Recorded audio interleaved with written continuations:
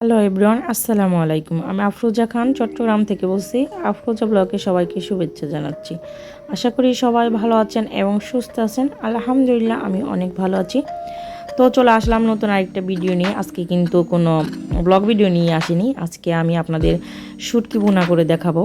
আর এই শুটকি ভুনাটা করলে আপনি যাকে খাওয়াবেন আপনাকে বলে যেতে পারে, কিন্তু আপনার হাতের এই শুটকি ভুনাটা ভুলতে পারবে না কখনো। তো শুটকি বোনা করার জন্য এইখানে আমি শুটকি নিয়েছি, তারপর রসুন কুচি, কাঁচামরিচ, এটা কিন্তু শুকনো মরিচ দিয়েও করা যায়, তারপর পেঁয়াজ কুচি। তো শুটকিটাকে খুব ভালোভাবে আমি গরম পানি দিয়ে ধুয়ে নিয়েছি, কারণ শুটকির মধ্যে প্রচুর বালু থাকে। তো গরম পানি দিয়ে ধুলে আর বালুটা থাকে না, চলে যায় আর কি। তো পেঁয়াজটা বাদে আর সব কিছুই আমি ব্লেন্ডারে জারে নিয়ে নিয়েছি। এখন এটাকে খুব মিহি করে আমি পেস্ট করে নিব।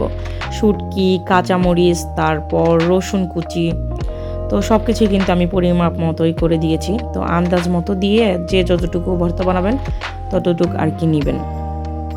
তো এই তো ব্লেন্ডারে আমি ব্লেন্ড করে নিয়েছি একদম মিহি করে। তো এখন আর কি শুটকিটাকে তেলের মধ্যে ভুনা করব।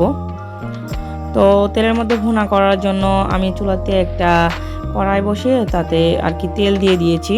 তো তেলটা একটু বেশি করেই দিতে হবে, যেহেতু এটাকে ভুনা ভুনা করব। তো শুটকি ভুনার মধ্যে কিন্তু তেলটা আর পেঁয়াজ একটু বেশি করেই লাগে। তো এইখানে আমি প্রায় 1 কাপ পরিমাণের থেকে একটু বেশিই হবে মনে হয় পেঁয়াজ কুচি দিয়েছি একদম মিহি কুচি করে। তো স্বাদ মতো লবণ আর হাফ চা চামচ আর কি এই শুকনা মরিচের গুঁড়া দিলাম কালারটার জন্য।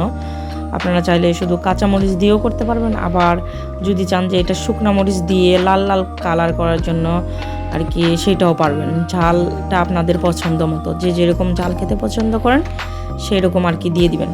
পেঁয়াজটাকে আমি কিন্তু তেলের মধ্যে একটু নরম করে ভেজে নিয়েছি।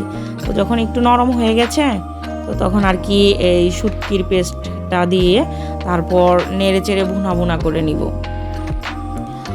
সুন্দরভাবে অনবরত কিন্তু নাড়তে হবে, না নাড়লে এটা যেহেতু ঘন নিচে লেগে যেতে পারে। আর আমার এই কড়াইটা একদম মানে তেল তেলে, এখানে কোনো কিছুই লাগে না। আর শুটকিটা যদি নিচে লেগে যায় ওটা কিন্তু খেতে ভালো লাগবে না, টেস্টটা একটু ভালো আসবে না। ওই তো এই পর্যায়ে কিন্তু অনেকটাই শুকিয়ে এসেছে পানি। এখনও কিন্তু আমি নামাবো না, এখনও কড়াইয়ের মধ্যে লেগে লেগে যাচ্ছে। যখন আর কি ওই তো কড়াই থেকে আর কি লাগবে না, উঠে আসবে, তখন আর কি আমার শুটকি ভুনাটা হয়ে যাবে। একদম ভুনা ভুনা করে ফেলবো। আর এই শুটকি ভুনাটা আপনি ফ্রিজে রাখেন আর বাহিরেই রাখেন 3 দিন পর্যন্ত আর কি বাহিরে রেখে এই ভুনাটা খেতে পারবেন। আর যদি নর্মাল ফ্রিজে রেখে খান তাহলে 1 সপ্তাহ পর্যন্ত খেতে পারবেন।